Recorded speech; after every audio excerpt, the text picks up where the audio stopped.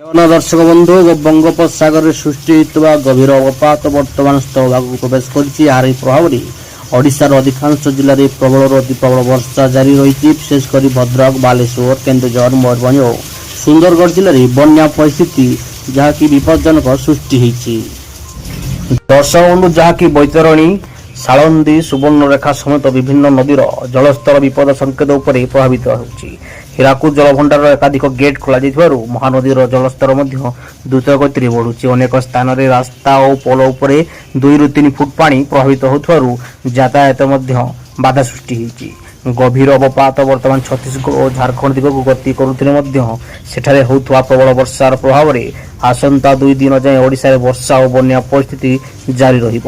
ତଳିଆ ଅଞ୍ଚଳରେ ଲୋକଙ୍କୁ ସୁରକ୍ଷିତ ସ୍ଥାନକୁ ସ୍ଥାନାନ୍ତର କରାଯାଉଛି, ଯାହାକି ଭଦ୍ରକ, ବାଲେଶ୍ୱର, ଧାମନଗର, ବାସୁଦେବପୁର, ଚାନ୍ଦବାଲି, ଭଣ୍ଡାରୀପୋଖରୀ, ଭଗରୋଇ, ବାଲିଆପାଳ, ବାଲେଶ୍ୱର ସଦର ଅଞ୍ଚଳରେ ବହୁ ଗାଁ ଜଳମଗ୍ନ ହୋଇ ରହିଛି। ହଜାର ହଜାର ହେକ୍ଟର ଚାଷ ଜମି ପାଣିରେ ବୁଡ଼ିଯାଇ କ୍ଷତି ହୋଇଛି। ସୁନ୍ଦରଗଡ଼, କେନ୍ଦୁଝର, ମୟୂରଭଞ୍ଜ, ସମ୍ବଲପୁର, ବରଗଡ଼, ଦେବଗଡ଼, ଝାରସୁଗୁଡ଼ା, ସୋନପୁର, ବୌଦ୍ଧ, ବଲାଙ୍ଗୀର, କନ୍ଧମାଳ, କୋରାପୁଟ, ମାଲକାନଗିରି, ନବରଙ୍ଗପୁର ଓ ରାୟଗଡ଼ା ସମେତ ଅନେକ ଜିଲ୍ଲାରେ ପ୍ରବଳରୁ ଅତି ପ୍ରବଳ ବର୍ଷାର ଯାହାକି ହେବାର ସମ୍ଭାବନା ରହିଛି ଏବଂ ସତର୍କତା ମଧ୍ୟ ଜାରି କରାଯାଇଛି। ଉପକୂଳ ଜିଲ୍ଲା ବାଲେଶ୍ୱର, ଭଦ୍ରକ, ଯାଜପୁର, କେନ୍ଦ୍ରାପଡ଼ା, ଜଗତସିଂହପୁର, କଟକ, ଖୋର୍ଦ୍ଧା, ପୁରୀ, ନୟାଗଡ଼, ଗଜପତି ଓ ଗଞ୍ଜାମରେ ଭାରୀ ବର୍ଷା ହେବାର ସମ୍ଭାବନା ରହିଛି। ଦୁର୍ବଳ ନଦୀବନ୍ଧ ନିକଟବର୍ତ୍ତୀ ଗ୍ରାମଗୁଡ଼ିକରେ ପାଣି ପ୍ରବେଶ କରିବାର ଆଶଙ୍କା ଥିବାରୁ ପ୍ରଶାସନ ଯାହାକି ସେମାନଙ୍କୁ ସ୍ଥାନାନ୍ତର କରୁଛି ଏବଂ ସାଇକ୍ଲୋନ ସ୍ଲେଟର ଓ ସୁରକ୍ଷିତ ସ୍ଥାନକୁ ସ୍ଥାନାନ୍ତର କରିବାକୁ ନିର୍ଦ୍ଦେଶ ଦେଇଛି। ରନ୍ଧା ଖାଦ୍ୟ, ଶୁଖିଲା ଖାଦ୍ୟ, ପାନୀୟ ଜଳ, ଔଷଧ, ବିଦ୍ୟୁତ୍ ଓ ଶୌଚାଳୟ ବ୍ୟବସ୍ଥା ସୁନିଶ୍ଚିତ କରାଯାଇଛି।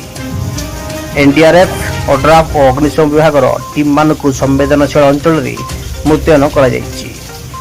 ସରକାରଙ୍କ ଲକ୍ଷ୍ୟ ହେଉଛି କୌଣସି ଜନହାନି ନ ହେବା।